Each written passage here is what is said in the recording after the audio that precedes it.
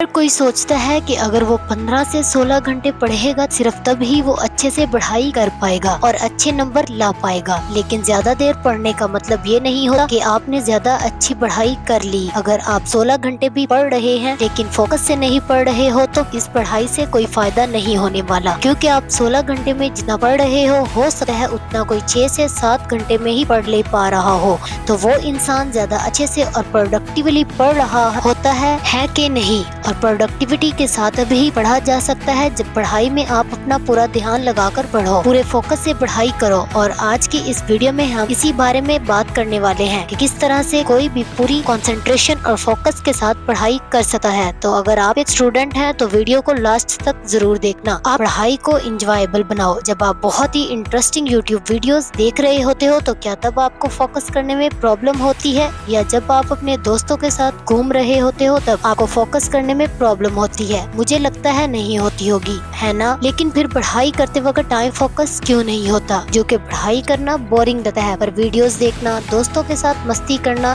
ये काम बोरिंग नहीं होते, इसलिए इनमें बिना एफर्ट लगाए फोकस हो जाता है। तो अगर आप किसी तरह से पढ़ाई को अपने लिए थोड़ा इंजॉयबल बना पाओ तो ध्यान लगाकर पढ़ाई करना काफी आसान हो जाएगा। तो पढ़ाई को इंजॉयबल कैसे बनाएं, इसके दो बेस्ट तरीके हैं। Study topics with moderate difficulty. अगर आप ऐसे टॉपिक्स पढ़ने बैठोगे जो बहुत ही ज्यादा इजी लगते हैं तो आपका बोर होना ऑब्वियस बात है। देखो, हमारे माइंड को थोड़े चैलेंजिंग कामों में मजा आता है, इसलिए कोशिश करो कि जो सब्जेक्ट आप पढ़ने जा रहे हो वो आपको थोड़ा डिफिकल्ट लगता हो और उससे पढ़ने में आपको ज्यादा इंटरेस्ट आएगा और आप अच्छे से फोकस भी कर पाओगे। Study in short periods. ये बात साइंटिफिकली प्रूवन है कि अगर कोई भी स्टूडेंट पढ़ाई के बीच में छोटे छोटे ब्रेक्स लेकर पढ़ता है तो उसकी प्रोडक्टिविटी और फोकस लेफ्ट कई गुना बढ़ जाते हैं। इसलिए 1 घंटा पढ़ाई करने के बाद 5 से 10 मिनट का ब्रेक ले लो। इसका फायदा ये होगा कि आपके दिमाग में ये बोझ नहीं रहता कि मुझे 10 घंटे लगातार पढ़ना है। तो पढ़ाई के बीच में छोटे मोटे ब्रेक जरूर ले लिया करो। नंबर 3, आप सोचते हो कि मुझे कोई ऐसी ट्रिक मिल जाए जिसकी वजह से मैं पढ़ाई अच्छे से करता रहूं और सोशल मीडिया भी चलता रहे और दोस्तों के साथ पार्टी भी होती रहे।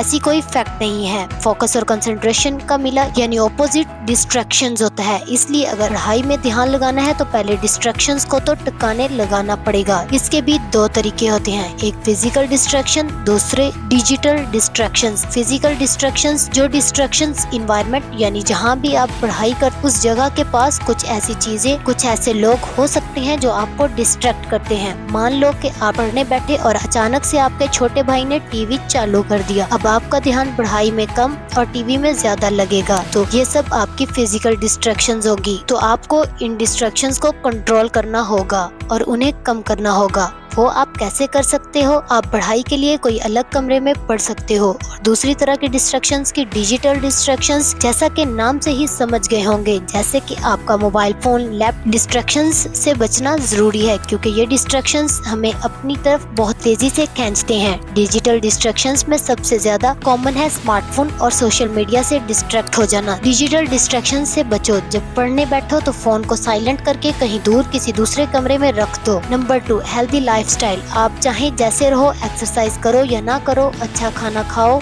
तो आपको अपना ये माइंडसेट चेंज करना पड़ेगा क्योंकि एक अच्छी लाइफस्टाइल से बॉडी और माइंड हेल्दी रहते हैं, जिससे पढ़ाई जैसे मुश्किल कामों पर ध्यान देना आसान हो जाता है। तो इसी तरह से अगर आप ये हेल्दी लाइफस्टाइल फॉलो करोगे ना तो आपको पढ़ने में बहुत ज़्यादा मदद मिलेगी और आपका पढ़ाई पर फोकस करना आसान हो जाएगा।